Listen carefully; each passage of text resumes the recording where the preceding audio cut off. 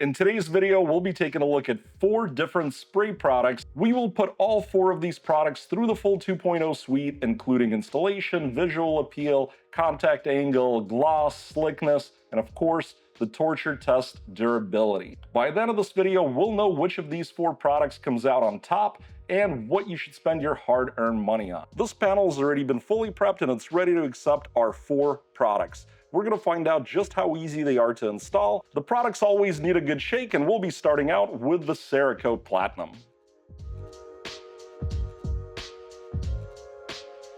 I'm starting to feel some slickness on the surface already. Next, we'll apply this Griot's 3-in-1. I'm going to show you the scoring methodology on your screen as we work, just so you have an idea for how I'm grading ease of application. And now we'll do the Titan ceramic backs. And this one also feels pretty easy as it goes on, and it seems to wipe off very easily too. I'm feeling a ton of slickness from the ceramic max. And then finally, we've got the Mother CMX, which we're gonna apply to our towel and then spread it around, give it a couple of minutes, and then wipe it down. And I don't know why there's white flaky stuff all over it. I think it's just chunks of resin and it should come out. We're right at 2 minutes. Let's find out if this removes easily. And it's not too bad, but I am getting that white flaky stuff kind of flying everywhere, which is a little annoying. Now that we've applied these 4 products, I've got to give them an application score based on the criteria that I showed you earlier in the video. These should be the easiest products that you could put onto your car, and 3 of the 4 I think are. The CERAKOTE, Titan, and the Griots are all going to get 10 points for ease of use. Now the Mother CMX, I am going to go with 5 points, and the reason is you have to give it a couple of minutes to set. And I didn't like all that flakiness kind of going everywhere, although it does clean up. I just think that's kind of annoying and not in the spirit of what spray products like these are supposed to be about. A score of 5 still makes it an easy product, it's just not the easiest in the category. Slickness is a hugely underrated quality of last step products. Slick surfaces are much harder to cut. By that I mean you'll reduce the amount of marring, scratches, and swirls that you get in your paint. If you think about it, a very grippy surface just allows any sharp object, like imagine a key for example, to just dig right in as you start to cut, but something slippery makes it much more difficult. You've probably experienced it even just cutting things with a knife. And to figure out which last step product improves slickness the most, we're going to be using this 1016 gram block. We're going to start to pull it, and as it breaks free, we'll record the peak amount of gram force needed for the block to move by using this tool. For each of these 4 products, we're going to take 5 sample readings of gram force needed to break the block free. We'll average them together, and we'll give a score to each product once we figure out the static coefficient of friction. Now, if you've watched my prior videos, you might have noticed we're using a different block today. I kind of got tired of using that little glued together pack of coolers. It kind of looked lame and I just didn't care for it.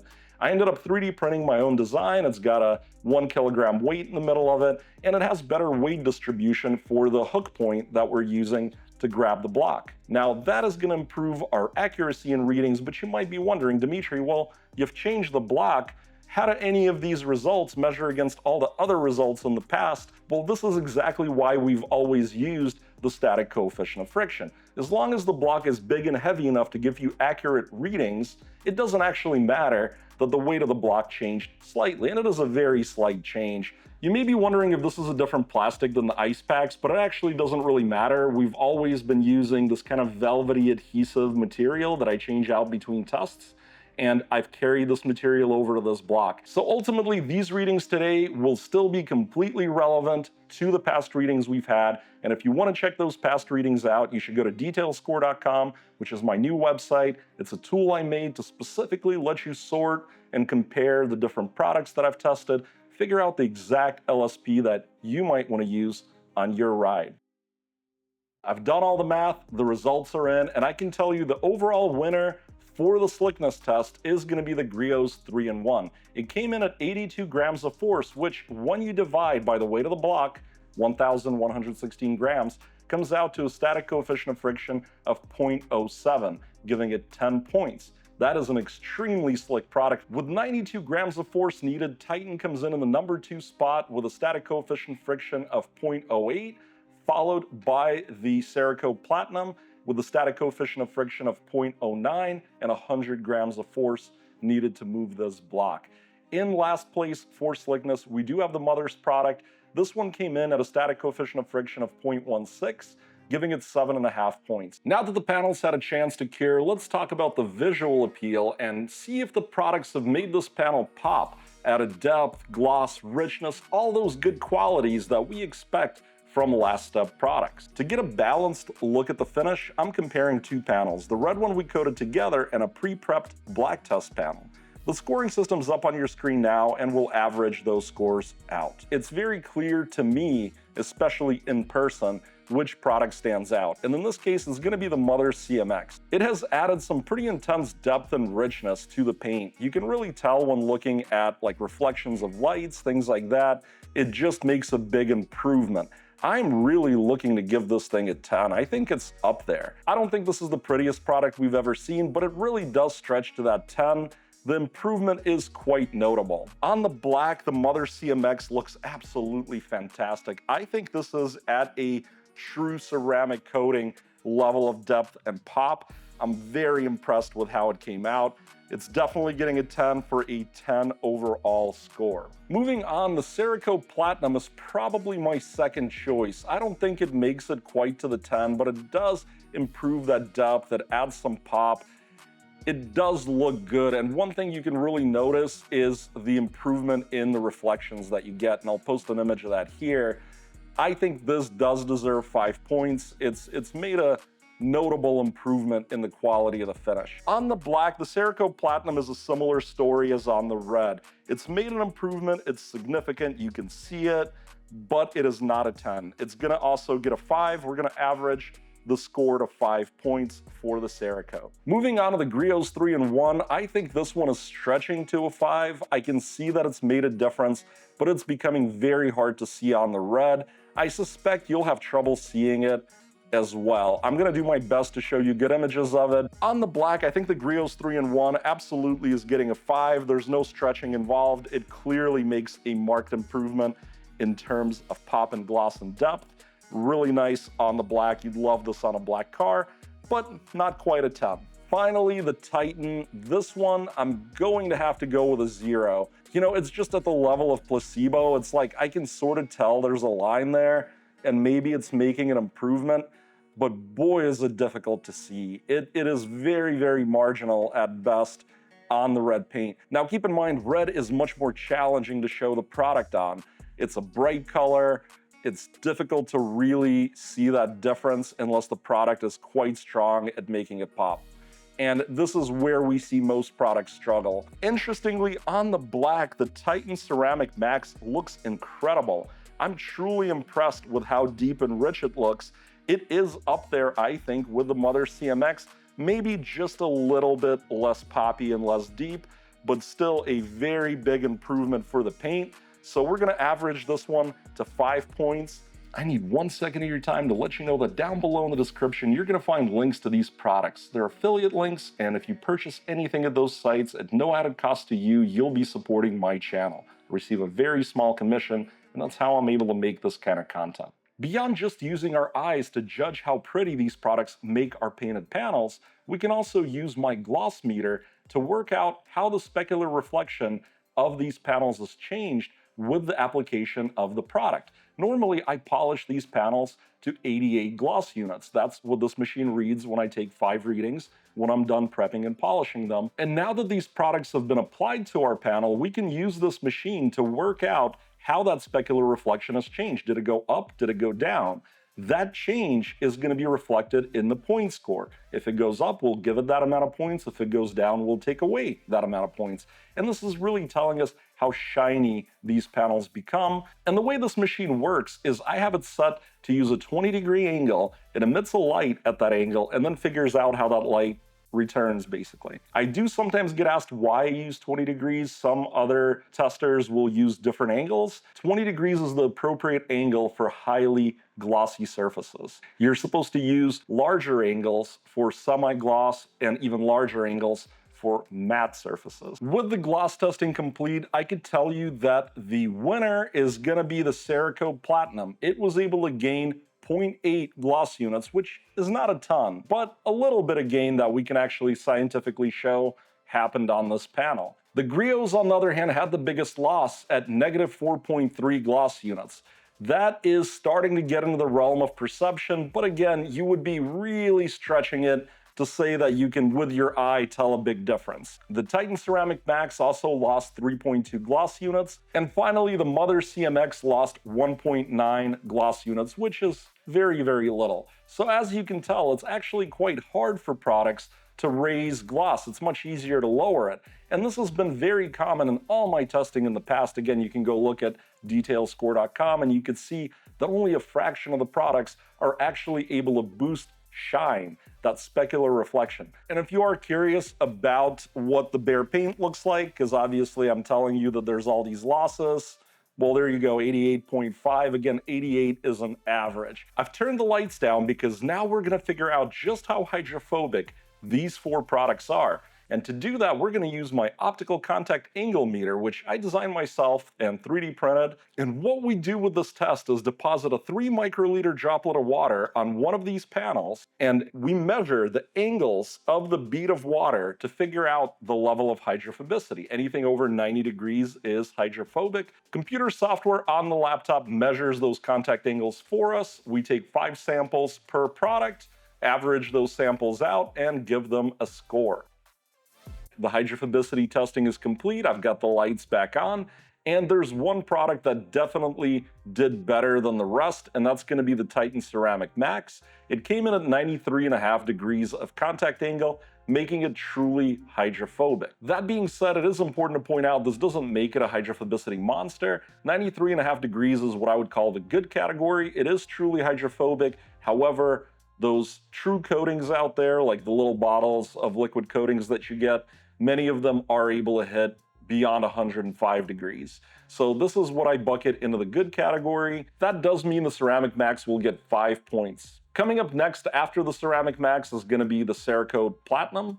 That came in at 88.4 degrees, so not truly hydrophobic, but it will look hydrophobic to your eye. And that's going to be good for 2.5 points. Moving on to the Griot's 3-in-1, the product came in at 80.3 degrees. Again, not truly hydrophobic, but that puts it into the poor category for hydrophobicity. It does not get any points in this test. And then the Mother CMX, I really don't know what happened here. We rarely see this, but it came in at just 57.9 degrees, making this one of the least hydrophobic products, really hydrophilic product, that I've seen in the testing so far. I think we've had 1 or 2 others that kind of got below the 80s. Now you may be wondering, what's the point? Who cares how pretty and round the beads are? And you're right, it's not about being pretty, although if you're a detailer, that is fun to look at. The good, strong hydrophobicity is important for what we call self-cleaning. And no, that doesn't mean you don't wash your car anymore. What it means is that it makes it easier to clean. Just like slickness, it's important in terms of preventing marring, swirls, and scratches. The more your car will shed dirt, grime, debris, all of that stuff, especially as you wash your car, the less abrasive the wash is going to be. When it comes to choosing the right protection for your paint, durability is a major factor. And to test durability, I set up the subjective repeatable method using my Ulcometer. The Ulcometer runs a terry-covered applicator across the test panel while it dispenses a mild shampoo to simulate washing. Now, before loading up both of our panels for the 4 products into the Ulcometer, let's spray them with water, check out the baseline hydrophobicity. You should also be able to see the nice control line on both panels, and that's really what we're comparing the products to. Now I'm going to be placing the test panels into the Ulcometer, which simulates controlled wash abrasion. I'll show you the scoring chart on the screen now, and we evaluate in stages of wash passes. So 10 washes, 20, 50, 100, 300, and 1,000. And then after each stage, we're gonna spray water on again, just like we did. Once we observe failure, we'll stop the test, and the product will receive a score corresponding to its last successful stage.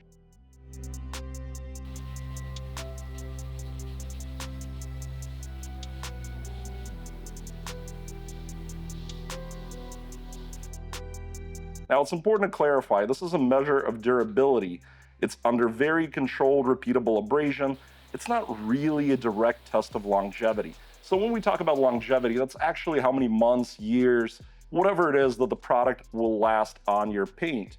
Now that really depends on so many environmental and user-specific variables. Are you in a hot climate, a cold climate? Is there road salt? Do you use very harsh detergents on your paint? Are you using a very gentle shampoo?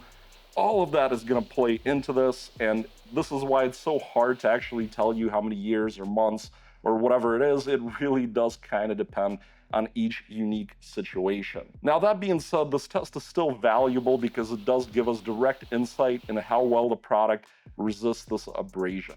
Certainly a product that struggles to resist abrasion will not perform well in the real world. Certainly products that do resist abrasion very well tend to perform very well in the real world.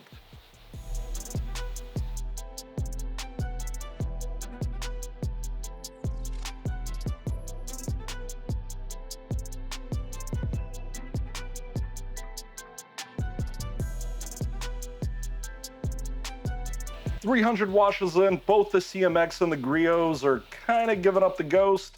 We'll let them go to the 1,000 just to see if maybe they work. I'm guessing it's gonna be 300 across the board though.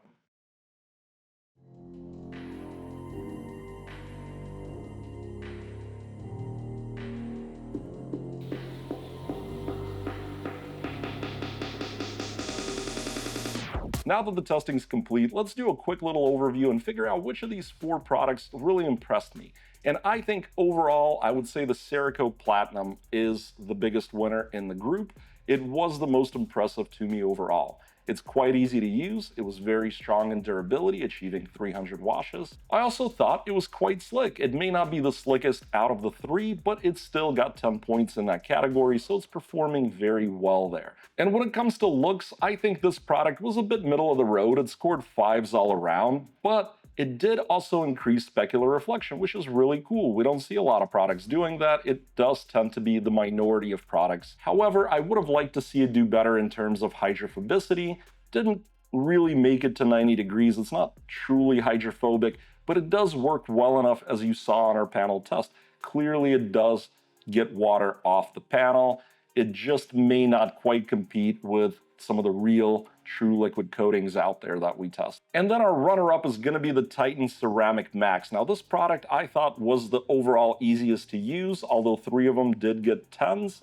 This one just felt the simplest. It really just wanted to come right up off the paint as I was applying it.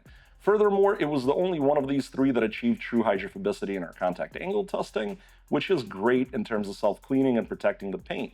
And it also got a really great slickness score. I thought it looked fantastic on our black test panel. However, on the red, it was very, very marginal. I really couldn't give it any points. Furthermore, it did lose a little bit of gloss, but not a catastrophic amount. I do wish the durability was higher. However, I think the short durability can still work. Sometimes people who like spray products don't mind applying them every so many washes. It's generally not a huge deal, and that is how most traditional spray products have always worked. But obviously we're seeing a shift where more and more of these products are utilizing modern technologies to improve that durability. The Griot's 3-in-1. I think probably a good amount of people are coming here to see this one. Project Farm did a fantastic video on this product, and frankly, I've seen people come back and look at my old video and say, hey, what happened? Project Farm said it was way better in terms of durability, and who knows? I was doing a very different kind of testing at the time. It was many years ago, and also formulations can potentially change over time. However, in this test today, this product shined in terms of durability. I also felt it was easy to use, and also the Griot is incredibly slick. It was very impressive coming in at a 0.07 static coefficient of friction. Lower numbers are better in this case. The visual appeal came back at kind of an okay middle of the road 5. It definitely makes an improvement on red, which is great. That's the harder one to make an improvement on. However, it didn't really pop as much as I would have liked on black. There was no way I could stretch it to a 10 on that black panel. I do think it still solidly improves the look of your car. You would be happy with it, but there are definitely products that really bring in a lot more depth, richness, and pop than this one. We also saw a not catastrophic, but a bit more sizable loss in terms of specular reflection. You know, anytime we're getting past 5 is kind of where I start to worry if we're losing 5 gloss units. In this case, we lost 4 and change, which isn't that big of a deal. Really, in all fairness, it would be incredibly difficult for most people with their eyes to tell the difference. I think something like 10 gloss units becomes a lot more obvious, especially if you had, let's say, a polished panel and an unpolished panel and they had a 10 gloss unit difference, you would really see that. But because these products also add richness, depth, and pop, it can really mask some of the drop in reflected light. I think we always do want products to increase that reflected light, but the reality is most don't. So overall, I think it's still a very strong showing for Griots. I can't really agree with Project Farm on saying this is the best ceramic coating. I don't agree that it's a ceramic coating, first of all, but it's definitely a strong contender. I just don't think it's the best thing out there as far as a spray. And moving down to the mother CMX, when I saw the visual appeal of this thing, I was kind of hoping the rest of it would be a banger. And I had played with this product a bit. I've played with all these 4 products before making the video just to get a better idea of how they work. I've applied it to the panel a couple of times. They're all relatively easy to use, but this one really bugged me in terms of ease of use. I didn't like all the white dusting. I think it's just chunks of the resin or maybe like silica or something like that. It goes all over your paint. Now, fair enough, after you wait a couple of minutes and you wipe up the paint, most of that goes away. However, I did find that it was kind of falling on the floor, down below on the panel, so like the bottom of my panel was dusted with that white stuff. There was white dusting on the floor now from it. I really didn't care for that. Furthermore, I think in this kind of spray product, we don't anticipate needing a flash time, a bonding time, whatever you want to call it. Generally, these products are a spray on and immediate wipe off. It's part of what makes them so easy to use. If you're making a spray like this, it's got to be super, super easy. All 3 of these are super easy, especially the Titan. But this is kind of getting into finicky territory, and I don't like it. Furthermore, the hydrophobicity of this product was terrible. It's really a hydrophilic product. It's not even close to being hydrophobic, although it's still better than bare paint, and we saw that when doing the durability test. For me, the saving grace of the mother CMX, and the reason why it even ranked as high as it did, is really that durability, which is great. It's awesome seeing products in the spray category doing so well. And the killer looks. I mean, the looks really, really are good on this product. If you've been enjoying the video, make sure you're subscribed to the channel. I put out this kind of nerdy, in-depth testing content all the time. I do some car mods, I do kind of how-to videos, repair videos, all kinds of stuff. If you're into cars, there's something here for you. Do give this video a like, leave me a nice comment, helps with that engagement, helps the channel grow, and it's a free way you can support the channel. I hope to see you guys again really soon in a future video.